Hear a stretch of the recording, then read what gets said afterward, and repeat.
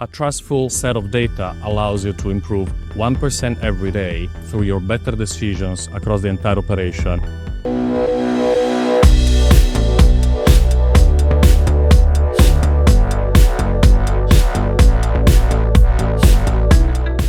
Total cost of ownership is the total amount of bills a food manufacturer needs to pay in order to transform raw ingredients into the product that they want to deliver to their consumers.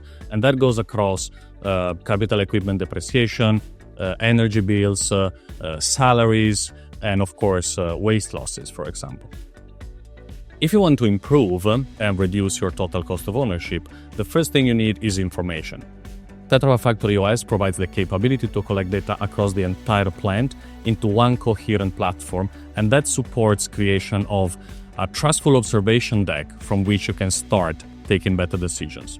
But you still need one element more, and that's context. Data without context have no information. If you want information to take better decisions, you need to get context, and that's the second strong ability of our digital bridge.